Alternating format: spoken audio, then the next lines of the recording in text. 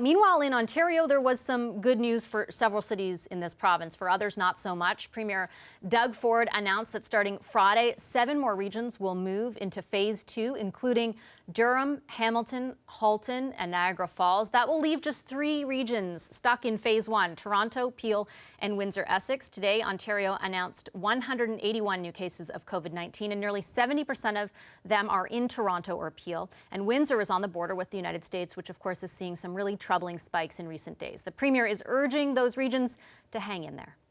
We just want to make sure that Peel region and Toronto and Windsor get the numbers lower. And by the way, all regions are doing much better, but it shouldn't be much longer. We just ask people for their patience.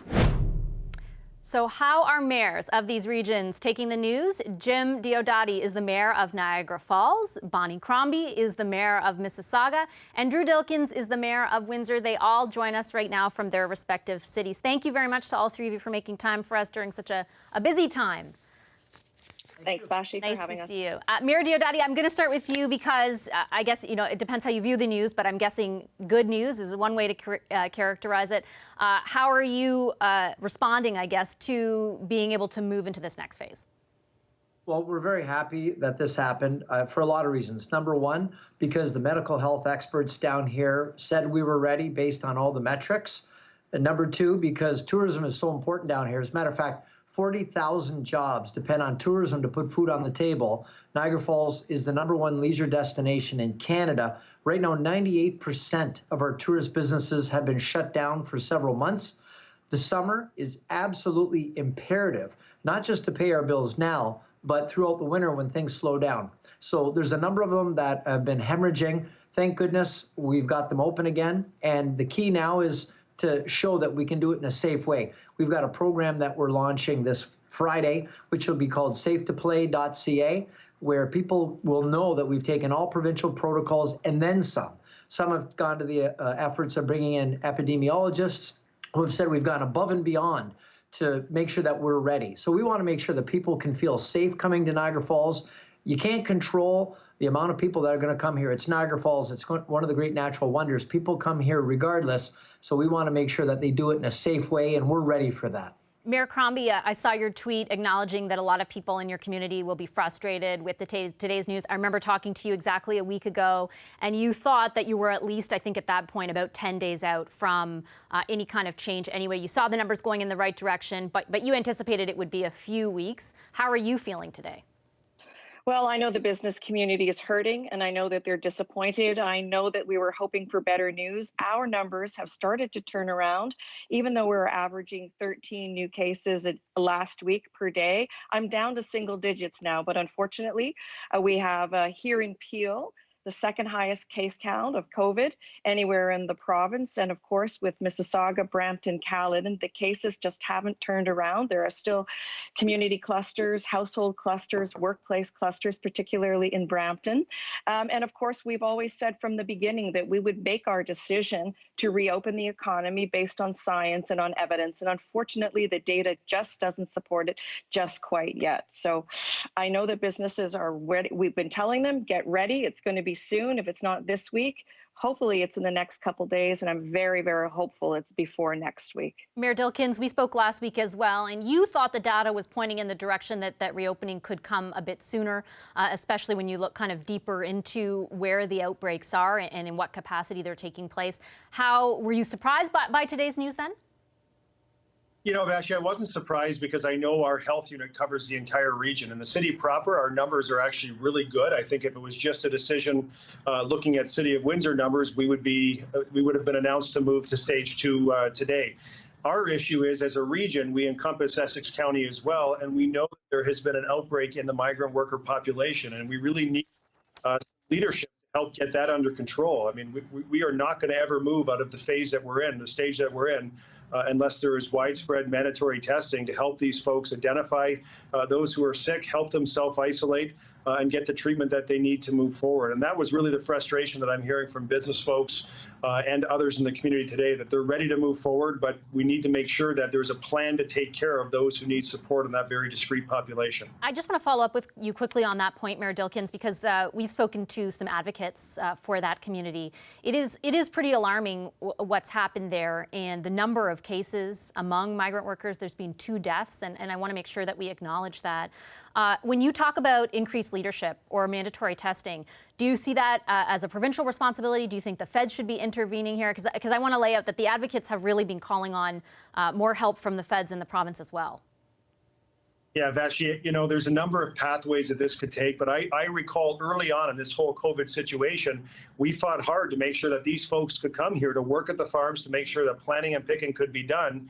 But there are 170 plus farms in Essex County, and a lot of the migrant workers worked between farms. And so when you see some of the numbers that are coming out from the voluntary testing, it's actually quite alarming. And I think you're right to acknowledge that within the last month, we had a 31-year-old male die. Just a couple of weeks ago, a 24-year-old male die here. Migrant workers, we know that that many of them live in tighter quarters, tighter living conditions. There's a mix between employers. And there is pressure for the farm owners to keep things going. There's pressure for the workers to show up to work so that they get paid. But at the end of the day, it can't be that group that is holding the entire region back. There has to be a pathway forward, whether that's provincial leadership or the best way forward would be the health unit, the local health unit, to take the leadership to mandate the testing that's required. Mayor Diodati, I wanted to touch on with you as well something that I'm sure I've spoken about often with Mayor Dilkens, and that is the border. And what we are seeing, 14 states saw spikes as of Friday. It's 22 states this morning. There is a worry about, it's not just higher testing numbers. There are many of increases in hospitalizations south of the border as well. What are your concerns where the border is concerned? Do you want to see, sorry, I said concern a bit there. Do you want to see the restrictions stay in place?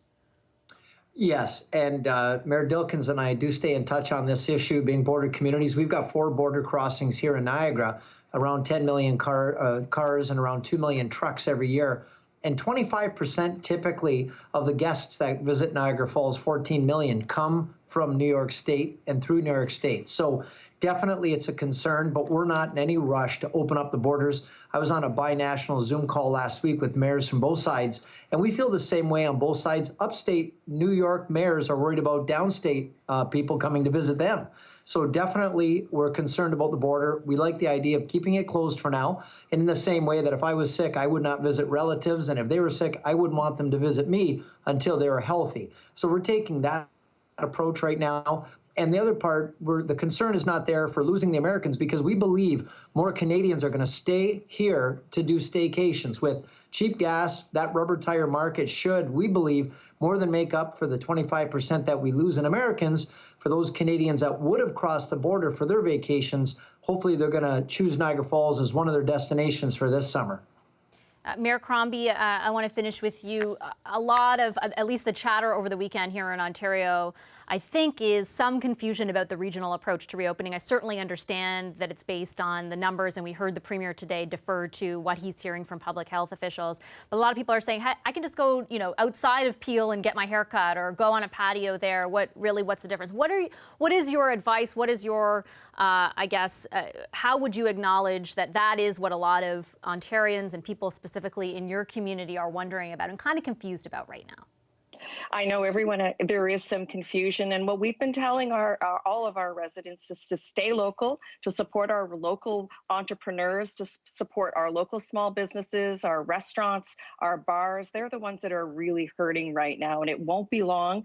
I know the medical officers of health are reviewing the data daily, and I'm very hopeful we'll be opening soon. I know that my council is moving to quickly. We're going to be moving on Wednesday to remove any barriers that exist. We're going to hopefully allow them to expand into public areas and to parking lots so they can expand their patios. And that's for the restaurants and the bars. So we're trying to make it easier, and we're just encouraging them. There is an online portal called Mississauga Made Shop Here that they can still support local businesses by buying online, and hopefully it's only for another few days or another week at most. And it's so important that we stay local and support our local businesses. And that's the message I've been sending people. You know, we've waited now 14 weeks to get our hair done, our nails done, and go out to eat and have a drink on a patio. A few more days and we'll get through this. It's so important to stay the course right now. We've seen other areas, other jurisdictions that opened too soon, and then their COVID cases skyrocketed and they sent themselves into a second wave prematurely. So it's very important we stay the course, we follow the science, the data, and the evidence, and we make the right decision. We stay on the right side of history. Okay, I've got to leave it there. Thank you very much, all three of you, for your time this evening. Thanks to Jim Diodati, the mayor of Niagara Falls, Bonnie Comrie, the mayor of Mississauga, and Drew Dilkins, the mayor of Windsor. Appreciate it.